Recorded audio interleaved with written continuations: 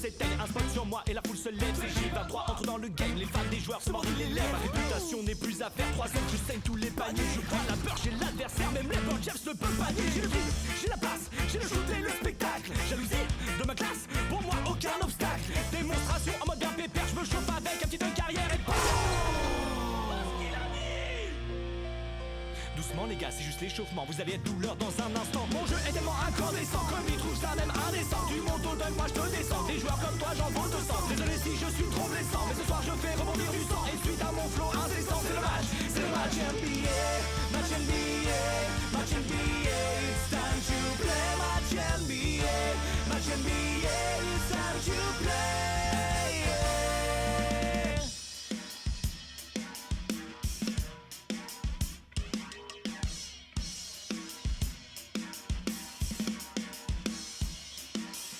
Premier couplet un peu prétentieux, je vais pas me calmer sur le numéro 2. Défendre sur moi c'est un dur moment, car je rentre comme papa dans mon moment. Comme Jordan je ne manque pas d'air et je ne manque pas d'air Jordan. Approche-toi, ne reste pas derrière et profite bien du son d'Ozwan. Je suis au-dessus, Tony, je suis au-dessus, Kevin, je suis au-dessus, je connais pas là. Kobe, je suis au-dessus, LeBron, je suis au-dessus, Michael, y a personne au-dessus là, arrêtez les gars. 1, 2, 3, 4.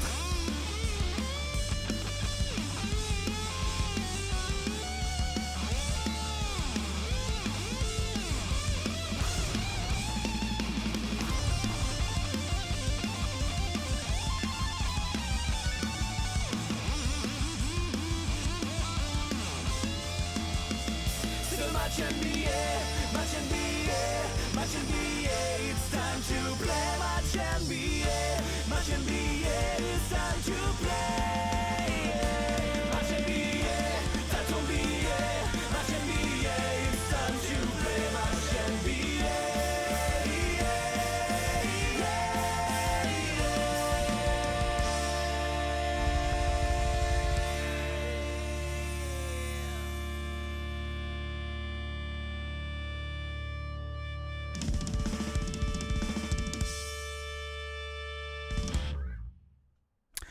Bienvenue YouTube, bienvenue, mais attention, vidéo exceptionnelle, c'est pour ça que j'ai mis le titre, enfin l'intro en entier, parce que vous voyez aussi au-dessus de moi, il me fait, mais c'est quoi cette barre là, pourquoi il y a des gens qui donnent de l'argent, pourquoi il y a des gens qui s'abonnent, tout simplement parce que je suis aussi sur Twitch ce matin, donc on a tourné la vidéo ce matin, et quand je dis on, c'est parce que je suis avec un invité de marque. Oui, c'était marqué dans le titre de la vidéo, je pense.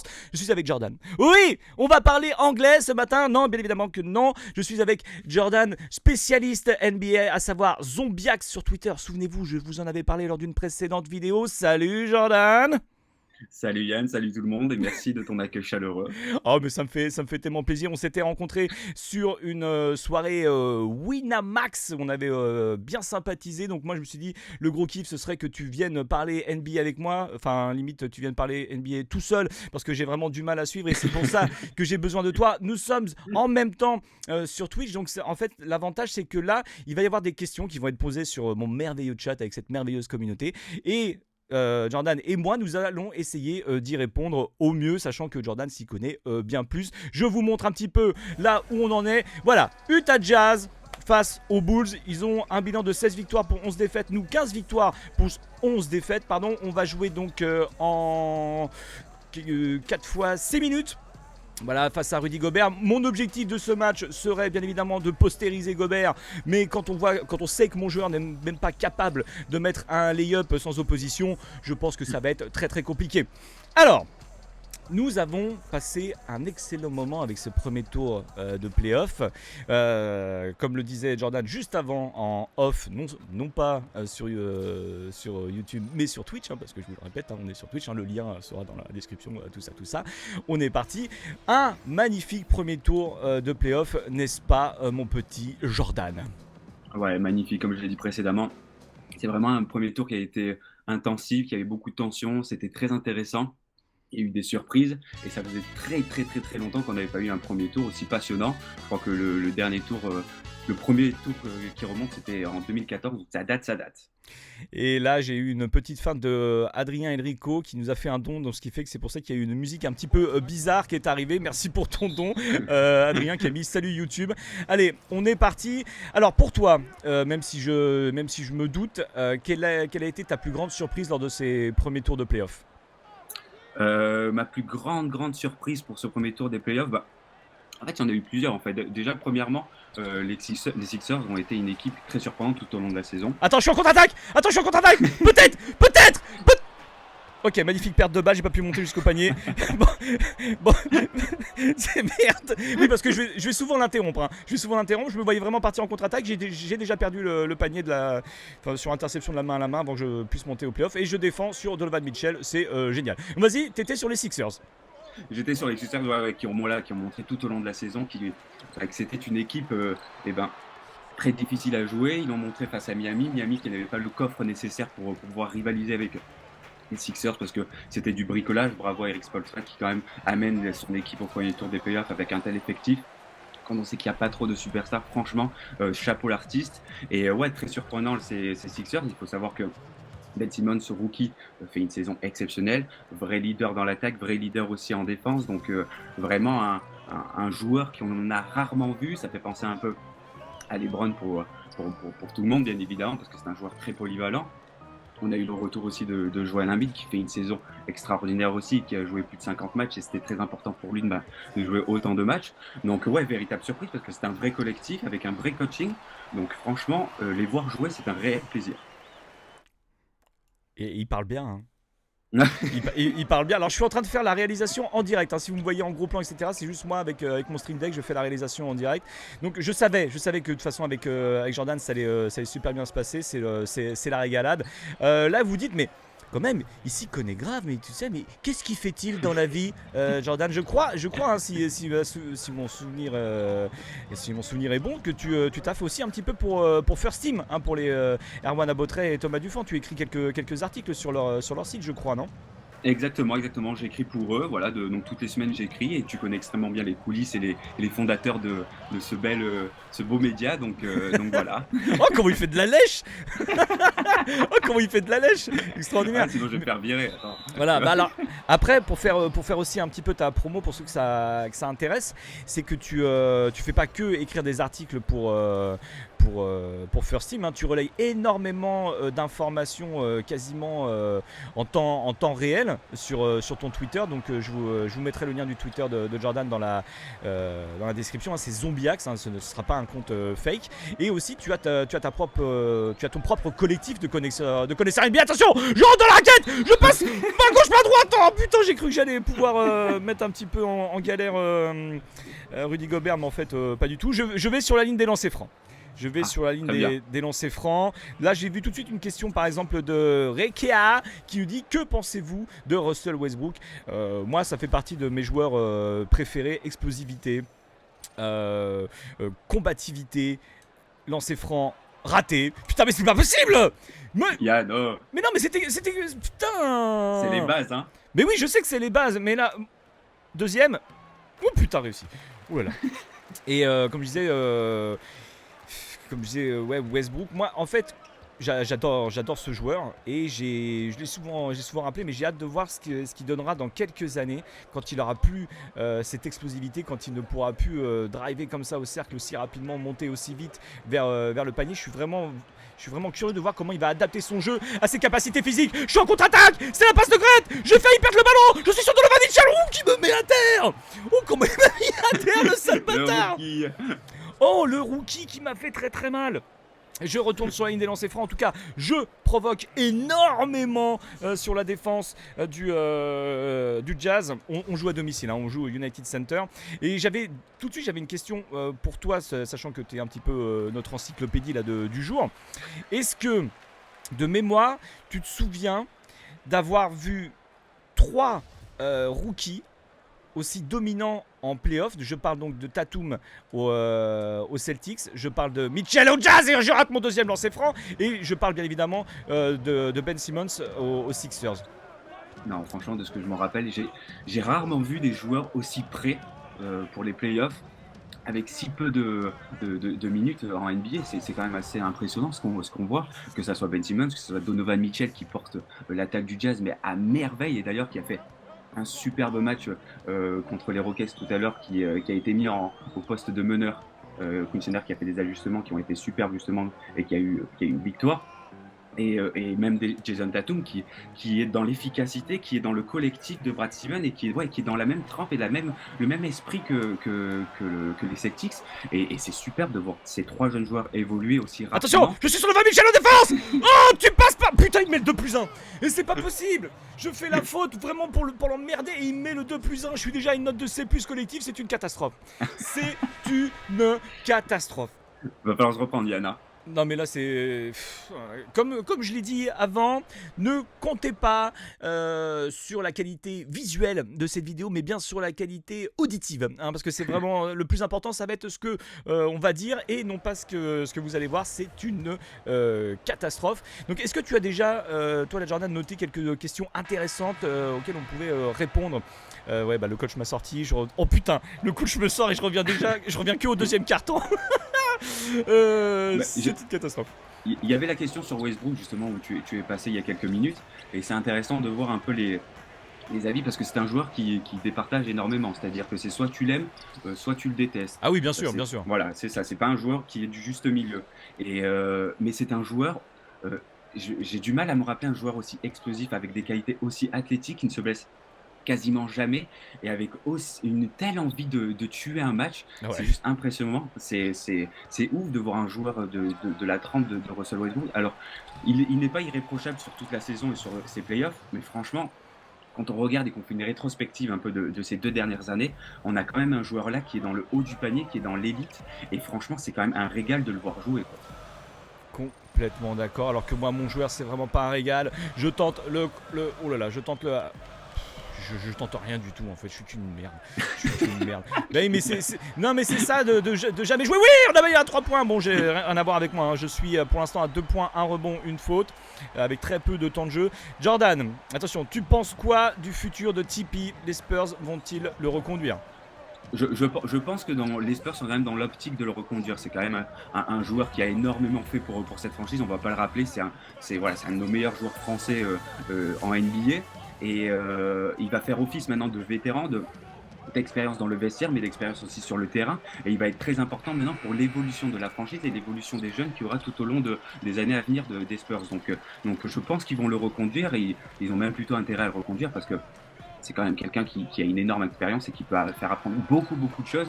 Donc je pense qu'ils sont dans l'optique de le reconduire. Maintenant, on ne sait pas encore pour le moment parce qu'il y a eu quand même assez de problèmes aux Spurs cette année.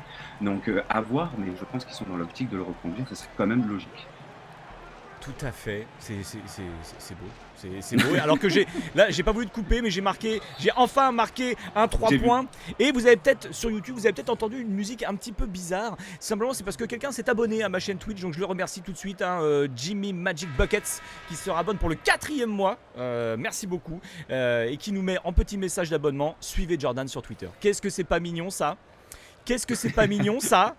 Et bah voilà, pour ceux qui veulent suivre Jordan sur Twitter, hein, comme je dis, je mets le lien de son Twitter dans la description. Donc je te parlais aussi tout à l'heure, parce que je t'ai coupé, que tu avais aussi un collectif de connaisseurs avec qui vous faites des podcasts, si je ne m'abuse.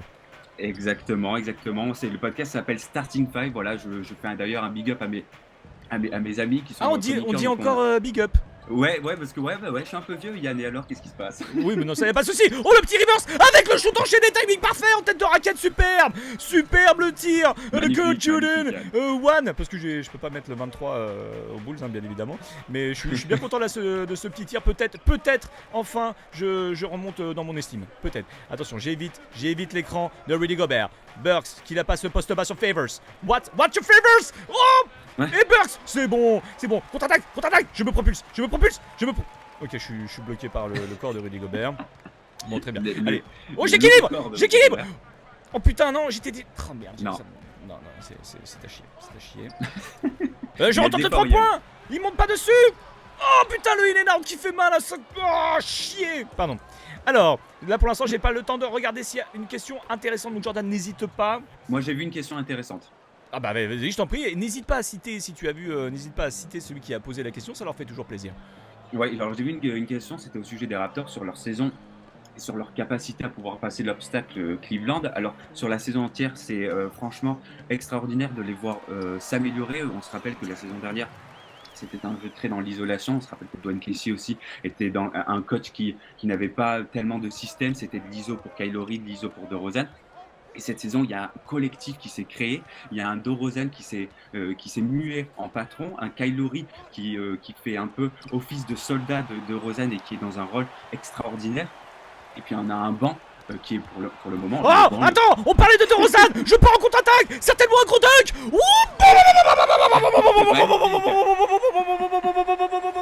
Je suis monté à une hauteur stratosphérique.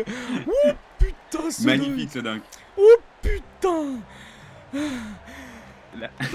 Pardon, j'ai failli partir en contre-attaque tout à l'heure face à un contre de Brook Lopez. Enfin, grâce à un contre de Brook Lopez, mais j'ai mal pris le ballon. On est à plus 10, les gars. Ça parle de fans des Bulls. Et c'est comme ça qu'on arrive à taper Utah pour l'instant. Alors que là, merde, comment il s'appelle déjà il s'appelle Benny the Bull. 41-31, déjà 10 points d'avance, c'est très très bien. On est bien, donc je vous le dis tout de suite, hein, les gars, que vous êtes d'accord, que vous soyez d'accord ou pas d'accord, moi là, Jordan, il me régale dans ses analyses, dans ses commentaires, donc je vous le dis tout de suite. Merci, on recommencera. On oui, recommencera clairement, parce que là en plus, même pour du NBA 2K, on est jeudi matin, je vous le rappelle, il y a quand même 500 spectateurs, donc là merci sur Twitch, là vous me régalez. Et magnifique les têtes dans le public. Ah oui, je crois que maintenant il y a ma tête dans le public, je crois.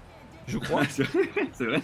Je crois, j'ai pas fait gaffe. Attends, je laisse un petit peu alors que là on voit bien sûr les bannières de champions des Bulls. Ça ne reviendra. Je sais pas si on sera vivant quand ils vont regagner un titre. On verra. Merci Monsieur Batista pour ton don. Allez, pour l'instant je suis sur le terrain. 11 points, 2 rebonds, 0 passes parce que non, je veux croquer un petit peu le ballon. J'ai envie de scorer. Donc tu parlais de quoi là déjà des Raptors et de leur banc qui était prolifique. Un des bancs les plus prolifiques de la NBA à ce jour même. Et est-ce que toi tu penses que pour les Raptors c'est l'année ou jamais? C'est l'année ou jamais de toute façon. Tu penses que la deuxième saison, enfin encore une saison, ce serait pas... Tu penses vraiment qu'ils vont changer d'effectif pour la saison prochaine? Un gros changement? S'ils n'arrivent pas à passer le cap LeBron et le cap Cleveland, je pense qu'il y aura des changements parce qu'au bout d'un moment, et je l'avais déjà dit auparavant, une franchise qui stagne, c'est pire qu'une franchise qui régresse en fait. Et voilà, à ce stade-là, quand tu fais une telle saison, quand tu as un banc qui est aussi fort avec des joueurs qui ont autant évolué, avec un coach aussi qui a su aussi évoluer, tu ne peux pas ne pas passer l'obstacle LeBron James. C'est impossible. Donc c'est le moment ou jamais pour ma part pour les Raptors. Ok, mais alors voilà, tu parlais de l'obstacle LeBron James. Est-ce que cette saison pour le Bronbron, est-ce que c'est pas la saison où en tout cas ses coéquipiers sont les moins performants, alors que quand même il y a du joli nom autour de lui, mais par contre, alors que c'est déjà la mi-temps, 35-41, ils sont revenus les salauds, mais j'ai l'impression que même dans ses premières années Cleveland, il avait un peu plus d'appui sur ses coéquipiers, alors que là j'ai l'impression qu'il est complètement esselé, vraiment Kevin Love transparent, Tristan Thompson qui nous sort un match toutes les 8 rencontres, donc c'est quand même super compliqué pour lui quoi. C'est déjà, limite je trouve que c'est un exploit d'avoir passé les Pacers, parce que c'était LeBron contre Indiana. C'est exactement ça, tu as tout résumé, et c'est très rare parce qu'en fait il est tout seul, que ça soit dans le coaching mais que ça soit aussi sur le terrain. Faut savoir, tu as bien fait, tu as nommé Kevin Love, si tu veux une petite statistique. Oui, statistique, tout le monde est en statistique. Merde, je suis bourré de boutons. Attends 2 secondes. Mais pourquoi ça a lancé cette séquence là? Attends, je ne sais pas. Attends, ça c'est les aléas du direct. Mais pourquoi ça fait ça? Mais pourquoi ça fait ça? Mais merde, le jeu a repris. Ok, pardon. C'est les aléas du direct, hein. Vous voyez ce qui se passe quand je suis sur Twitch, c'est toujours un peu la galère. Vas-y, désolé. Je retente à 3 points. Donc la petite statistique. Oui, la statistique. Sur le Kevin Love, voilà, sur les 5 derniers matchs, Kevin Love c'est 8,8 points de moyenne avec 26% de réussite au tir. C'est catastrophique quand on sait que normalement ça doit être un peu le lieutenant de LeBron James sur le terrain. Quand tu vois ça, Ça fait quand même peur.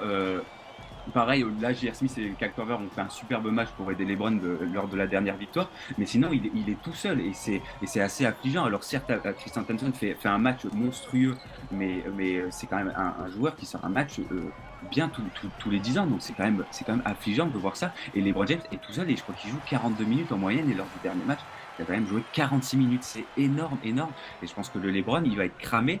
On a vu qu'il était sorti à cause de crampes lors de la fin du troisième quart-temps. Et c'est quand même mauvais signe quand tu sors dès le premier tour pour des crampes. Ça augure de mauvaises choses pour la suite de l'aventure. Mais clairement, et ce qui est ouf, c'est que donc LeBron, 15e saison, 33 ans, tout seul, et il arrive, il claque sa meilleure saison. Parce que ces dernières années, on avait l'habitude de voir un LeBron qui simplement qui se contenait un peu, justement, pour le playoff, qui avait besoin d'éviter la blessure, tout simplement. Et là, il a été obligé d'être à fond sur toute la saison, quasiment, obligé d'être à fond direct sur le premier tour des playoffs. C'est déjà incroyable qu'il soit toujours pas blessé. C'est une machine, ce mec. C'est une machine. J'ai toujours dit, c'est un mec qui a été créé par des scientifiques pour faire le basketteur ultime. Et j'ai un rebond. Pardon. Et tiens, regarde, comme un gros con, je lance Lopez en contre-attaque. Magnifique. Ça c'est du choix Hülberg, on le reconnaît bien là. Ça c'est du coach. Mais après tu as raison sur LeBron James. C'est quand même fou de voir un joueur déjà d'une part aussi dominant à son âge, parce qu'il a, tu l'as rappelé, il a quand même 33 ans, de jouer autant de minutes sans se blesser, d'avoir un impact, mais à lui tout seul, il a un impact, il est capable de gagner une série à lui tout seul. Tu imagines à quel point c'est énorme, gagner une série à lui tout seul, c'est ouf, face à une équipe des Pacers qui ont été fantastiques tout au long de la saison et qui ont créé une véritable surprise lors de la saison régulière. Donc franchement, que dire de plus à part que LeBron James est complètement dingue et que c'est un joueur qu'on doit respecter, qu'on l'aime ou pas sur le terrain, quoi. Et surtout, là je tiens à dire que Mitchell m'a mis un 3 points sur la gueule alors que je défendais bien. Ça c'est un petit peu la vexation. Est-ce que je vois là, vu que c'est un petit temps mort, je regarde. Non, mais ce débat-là, Mika, LeBron meilleur que Jordan, Yannou, moi je vais vous dire simplement la réponse. On va dire que on ne peut pas comparer deux époques, et surtout, ce que je vais te dire, c'est qu'il y a de fortes chances que s'il n'y avait pas eu Jordan, il n'y aurait pas eu LeBron. Moi, c'est ce que je pense. Donc, après, ce débat-là, il est sans fin. On ne pourra jamais y répondre parce qu'après, on te dira que oui, mais Will Chamberlain était plus dominant, était meilleur. Par contre, là où on peut éventuellement peut-être discuter, et c'est déjà une question qui est revenue plusieurs fois, c'est est-ce que LeBron n'est pas, je me remets en gros plan, n'est pas le joueur le plus dominant de l'histoire. Je dis pas le meilleur, je dis le plus dominant. Parce que moi, mon argumentaire, ça va être que LeBron, sans rigoler, tu peux le faire jouer tout un match en meneur, tout un match en arrière, tout un match en ailier et tout un match en ailier fort. L'intérieur, je le mets pas, même si je suis sûr qu'il peut bien défendre sur des intérieurs, mais bon, faut pas exagérer. Sûrement même. Mais un mec qui peut être aussi dominant sur 4 postes, je pense que c'est le joueur le plus dominant de l'histoire. Après, on peut en débattre sur Twitch, on peut même en débattre dans les commentaires YouTube. Alors que là, je t'entends pas avec un mauvais timing. C'est le in and out. Je suis à un pourcentage Kevin Lovesque à 3 points. C'est très mauvais. Et je prends pas le rebond et la claquette. Et putain, il remonte. Bon, au moins quand je suis pas sur le terrain, les gars, ils scorent plus. Hein. C'est déjà le 4e carton. C'est fou. Ah oui, ça passe vite, hein. Ouais, non, mais ça passe super vite. En plus, j'ai une petite annonce à vous faire, les gars. Oui, vous allez être surprise sur Twitch et vous allez être surprise sur YouTube. Samedi, donc le samedi 5, je pars aux États-Unis pour aller voir un match de playoff avec NBA 2K, où j'en ferai d'ailleurs une petite vidéo, et je vais voir donc le match 4 Philadelphie contre Boston. Oh oui, et c'est ce jour-là que je verrai mon tout premier match NBA, et c'est à Philadelphie, Pennsylvanie. Oui. Et je pense que tu vas kiffer là. Est-ce que tu es jalousie, mon petit Jordan? Je suis un peu jalousie, ouais. Je suis content pour toi, mais un peu jalousie. Est-ce que vous êtes jalousie dans le chat du Twitch? Je pense que oui. Est-ce que vous êtes jalousie dans les commentaires YouTube? Oui, je pense que oui. Ah, ça me fait tellement plaisir de vous rendre jalousie. Hop là, ouais, non, ça marche pas. Oui, le trailer. Oui, la passe décisive, superbe. What a play by Yanou. Et ça a été bien. Ah oui, non, oui, mais oui. Qu'est-ce qu'il y a, Roby? J'ai pas entendu. Oh là là, Yannou, il est chaud. Voilà, merci, merci Roby. Moi, j'aime bien enregistrer des petits compliments comme ça que je repasse avec mon soundboard. Ah oui, il y a du jaloux dans le Twitch. Ah oui, il y a du gros jaloux là dans le Twitch. Hein. Non, et puis là où je suis content, c'est qu'en plus, limite, je fais juste un aller-retour. Tu vois, je pars samedi, match lundi et je reviens le mardi. Comme ça, tu vois, moi, la famille, je la laisse pas. Attention, c'est Hood. J'essaie de défendre Hood. Je lui ai fait peur. Bon, on a cru que j'allais lui mettre une gifle, mais bon, je l'ai pas eu. Tu vas avoir quand même une ancienne rivalité qui date de très longtemps. Sixers Celtics. Bah oui, mais c'est surtout. Non, je crois que j'allais prendre un tir, mais je suis tellement mauvais à 3 points. Je demande l'écran. L'écran, ça passe pas. Mon joueur n'est pas assez physique. J'ai failli perdre la balle. Hop, je la repasse à grande, comme ça, je m'en sépare. Ouais, Sixers à l'est, Sixers. Oh, je suis passé. Non, bah non, pas du tout. Sixers Boston, c'est quoi? C'était l'époque Moses. Ouais.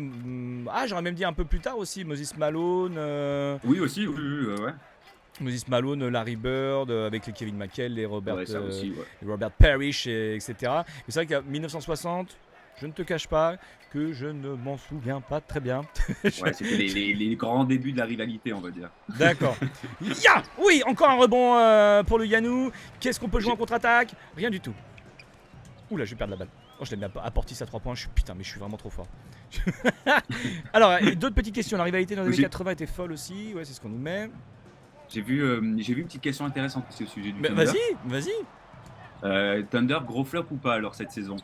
Qu'est-ce que tu en penses toi? Moi, limite, je les voyais pas en playoff, parce que le fait d'avoir 2 All-Star et demi. Parce que vous connaissez mon amour pour Carmelo Anthony. Alors que voilà, c'est encore un abonnement. Bah là, on te voit. En plus, tu seras sur YouTube. Bien joué, Gablac, pour ton deuxième mois. Superbe. Moi, je me disais que avoir autant de All-Star, en plus sur des positions arrière, je me disais que ça pouvait pas matcher. Et donc, c'est déjà pas mal qu'il soit allé en playoff. Paul George a fait un bon premier tour. Oui. Carmelo a été absolument extraordinaire. On peut le dire. Et Westbrook a fait du Westbrook. Mais pour moi, ça pouvait pas matcher ces trois-là. Et qu'il soit déjà allé en playoff, pour moi, c'était la petite surprise. Il est rapide, Woods. Oui. Pardon, vas-y. Ce que tu dis, c'est hyper intéressant parce qu'en fait, je pense que la greffe Adams, Paul George, Westbrook marche très très bien. Mais je pense que Carmelo Anthony est une véritable erreur de casting, notamment de par son ego. C'est un vrai talent offensif unique, ça on ne le cache pas, mais c'est un joueur qui est dans la capacité de se remettre en question. C'est un joueur qui ne veut pas revoir son rôle au sein de l'effectif du Thunder, et c'est un joueur qui ne veut même pas sortir du banc pour le propre bien de son équipe. Alors Sam Presti a loué les sacrifices de Carmelo Anthony lors de cette saison. On ne les voit pas trop, ces sacrifices, parce que bon, la preuve, ils sont éliminés au premier tour face au Jazz. Mais voilà, il y a eu un véritable problème de casting, et puis il y a cette décision qui est survenue juste hier, justement, qui est que Billy Donovan reste le coach du Thunder pour la saison prochaine. Donc là, véritable incompréhension, parce qu'on ne comprend pas, c'est un coach qui n'a jamais rien montré, qui n'a pas fait progresser l'équipe, qui l'a fait stagner, et qui est très limité tactiquement. C'est un meneur d'hommes, mais il est très limité tactiquement, donc on ne comprend pas pourquoi cette décision. Mais apparemment, Sam Presti veut se concentrer sur la continuité de l'effectif. Voilà le propos. Vous avez entendu la musique chelou, simplement c'est parce que c'est Nina qui s'est abonnée pour le deuxième mois et qui me met en message déjà 2 mois. Et oui Nina, et oui c'est déjà 2 mois, 2 mois de plaisir, 2 mois de rire, 2 mois de fun. Merci beaucoup Nina. Donc il reste plus que 1 minute 19, on est à 55-68 et là c'est la contre-attaque, c'est Valentine qui peut aller sur le côté droit. Il a vu Yanou qui tente la ligne de fond, il force comme un bâtard et ça rentre main gauche. Et je célèbre. J'ai forcé mais comme un bâtard pour essayer de passer mon épaule. Et j'ai réussi. 13 points, 4 rebonds, un pourcentage catastrophique à 3 points. Mais en même temps, quand les mecs ils me laissent libre à 3 points, j'ai envie de tirer. Mais bon, ils savent que je suis mauvais. Donc forcément, ils me laissent de l'espace. Mais moi, c'est trop tentant.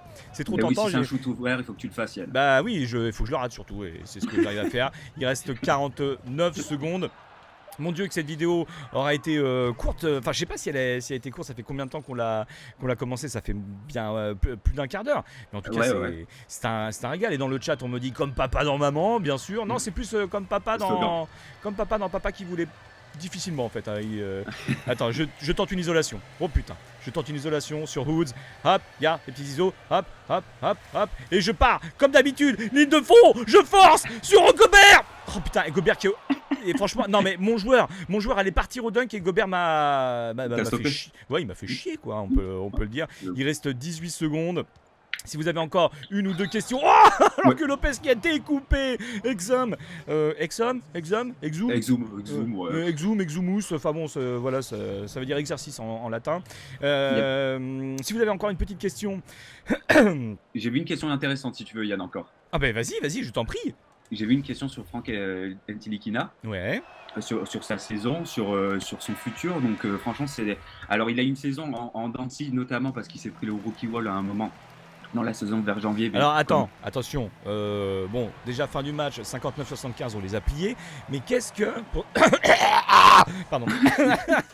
Pour ceux qui ne le savent pas, qu'est-ce que le rookie wall? En fait, le rookie wall, c'est très simple.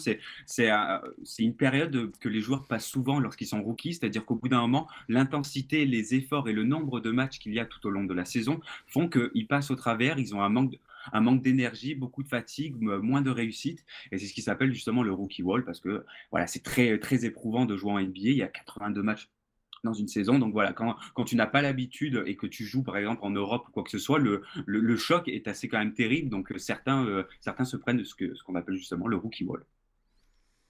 Super. J'espère que ça a été clair un peu pour tout le monde. Oui, non, mais très très bien. Nous, ce qu'on va faire, c'est que là, la vidéo va se terminer. Nous, on va continuer un petit peu sur Twitch, mais je pense que franchement, ce format-là, moi, me plaît énormément. Donc, nous, on va continuer sur Twitch. La vidéo YouTube s'arrête, donc je vous remercie de l'avoir regardée. N'hésitez pas à mettre des pouces. Je mets le lien de ma chaîne Twitch. Je mets aussi les liens qui concernent Jordan avec ses analyses et tout. Je pense qu'il vous a régalé, j'en suis sûr, pour ceux qui aiment la NBA. Et puis voilà, je vous dis au revoir. Prenez soin de vous parce que c'est important. Et merci beaucoup, Jordan. Merci à toi et merci à tous tes chatteurs qui sont à côté. Un vrai régal. Exactement. Au revoir.